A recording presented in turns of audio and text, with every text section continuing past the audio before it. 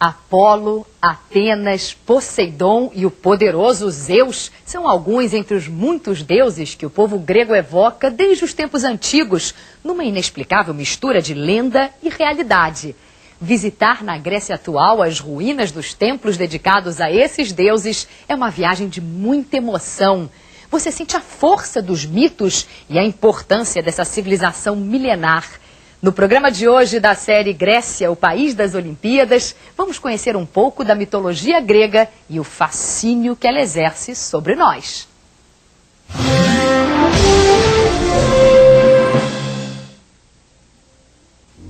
Não é exagero dizer que nenhum semideus, um super-homem como Hércules, seria capaz de desvendar todos os mitos que ajudam a construir a história de um país como a Grécia.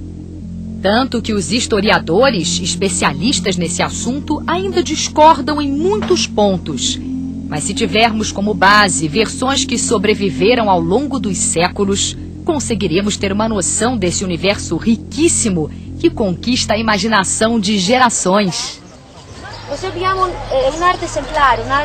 Na Grécia moderna, os mitos às vezes parecem ter sido ultrapassados pela velocidade do progresso.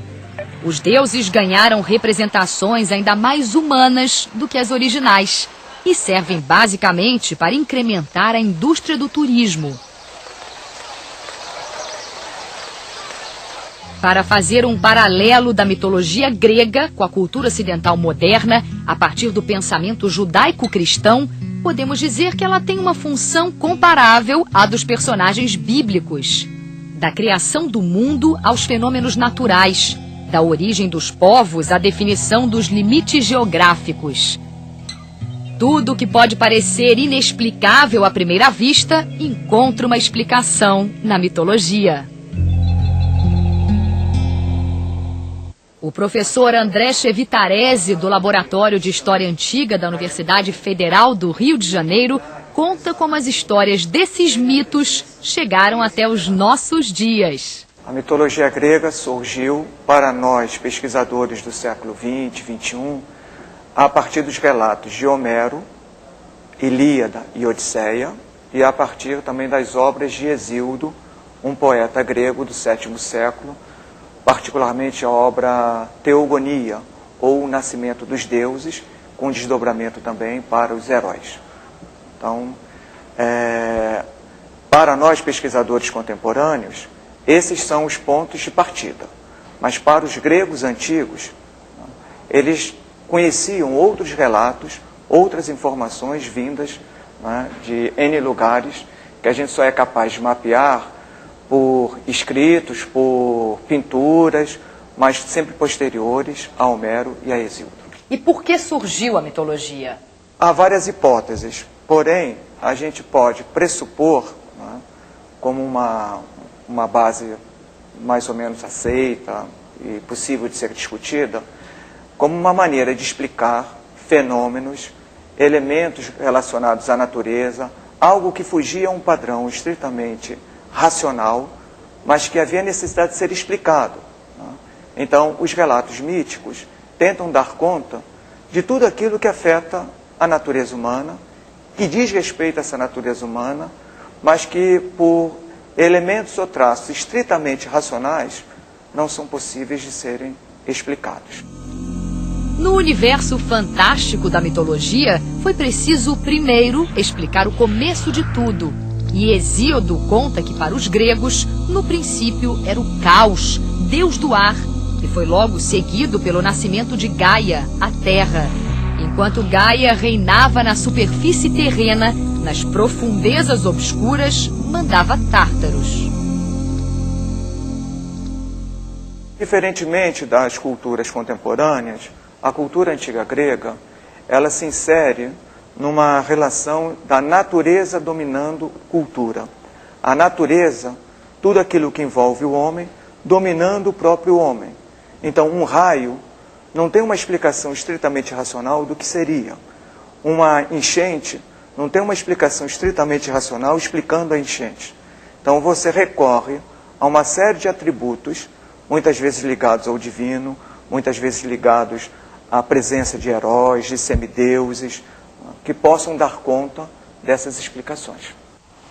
Mercadores e navegantes, os gregos tinham e ainda têm um enorme fascínio pelo mar.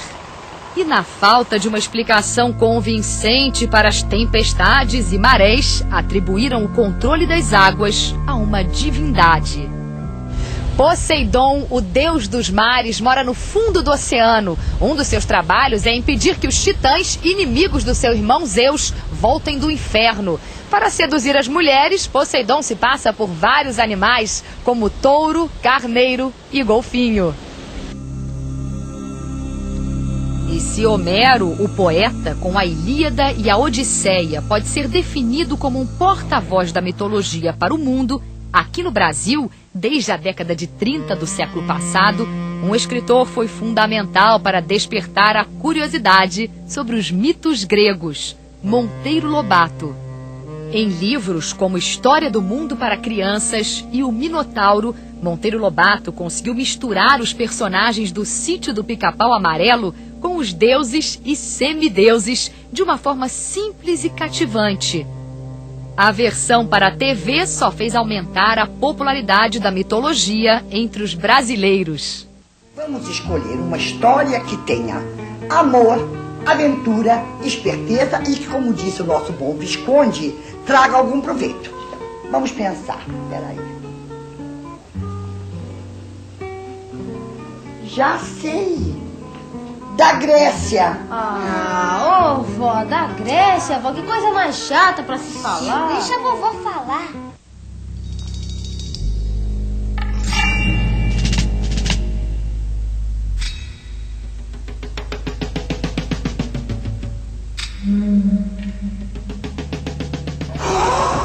A lenda do Minotauro traduz toda a complexidade da mitologia grega. Metade homem, metade touro, Minotauro. Essa lenda fez com que a ilha de Creta ficasse conhecida no mundo todo. E foi no palácio de Knossos que, segundo a lenda, o monstro foi morto pelo príncipe Teseu. Isso aconteceu aqui embaixo, no labirinto subterrâneo. Diz a lenda, para garantir a prosperidade de Creta, o poderoso rei Minos, filho de Zeus e de Europa, devia sacrificar seu melhor touro em homenagem a Poseidon, o deus dos mares. Certa vez, Minos não achou um animal à altura e pediu um touro ao próprio Poseidon. Mas o animal era tão excepcional que o rei decidiu não sacrificá-lo e colocou em seu lugar um outro touro. Enfurecido, Poseidon seduziu a mulher de Minos e dessa união nasceu o Minotauro. O rei resolveu então trancar o monstro num labirinto, onde devia receber 14 jovens em sacrifício a cada 9 anos. Isso até que Teseu, filho do rei de Atenas, chegasse a Creta com a intenção de matar o monstro.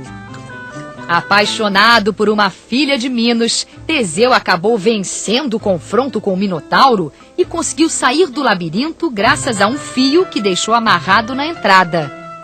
O que para nós, simples mortais do século XXI, parece filme de ficção, para os gregos era uma verdade histórica. Eles liam esses mitos como uma história real, passada num tempo distante, mas num tempo em que, de fato, né, fazia parte daquela história e daquele passado. Então, nós chamamos de mito, né, mas certamente os gregos não o viam assim. Viam como alguma coisa real e concreta que havia acontecido no passado e que ainda estava presente entre eles ali.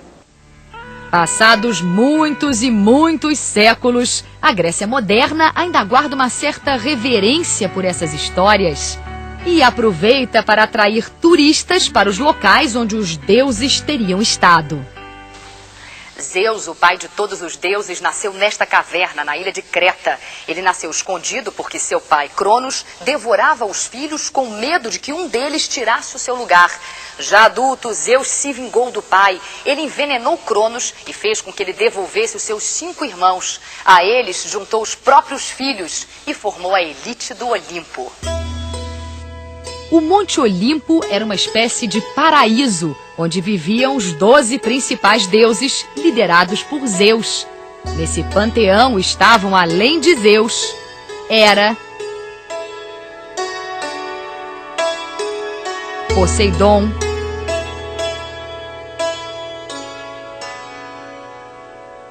Deméter,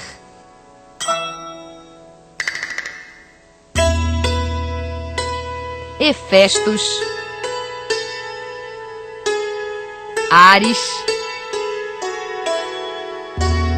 Afrodite,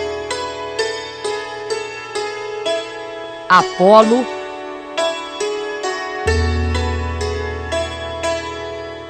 Ártemis,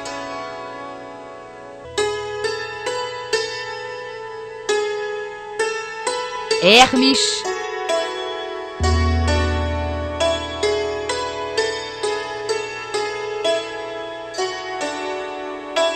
Dionísio e Atenas.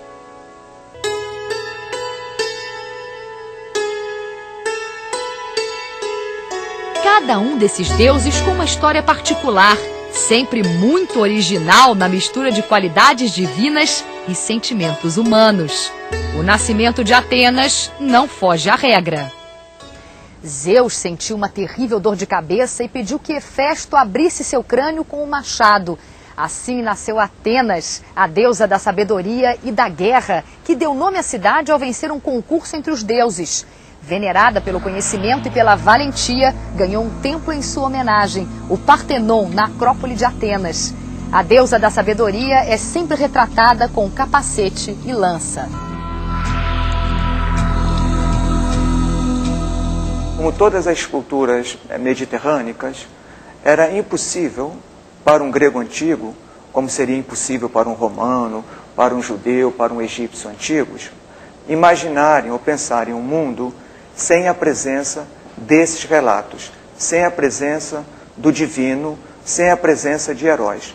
Todas essas culturas antigas mediterrânicas lançavam mão de narrativas míticas para, inclusive, poderem se situar diante do seu mundo. E é praticamente impossível, mesmo hoje na Grécia moderna, não esbarrar com os sinais da importância da mitologia na formação do país. Em qualquer roteiro, você é envolvido pela atmosfera mística. Nada mais turístico, por exemplo, do que uma visita a Mykonos, uma ilha que recebe milhões de pessoas a cada ano. Mas além das lojas, dos bares e das casinhas brancas, um dos passeios obrigatórios é uma visita à vizinha Ilha de Delos.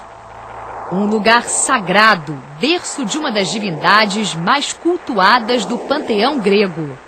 Apolo, deus da beleza, nasceu aqui, na Ilha de Delos. Ele escolheu esse lugar por causa da luz. A mitologia conta que quando Apolo nasceu, a ilha refletiu uma luz azul e os cisnes cantaram e voaram em homenagem ao novo deus. Apolo se tornou tão importante que é considerado o deus da poesia, da música e das artes.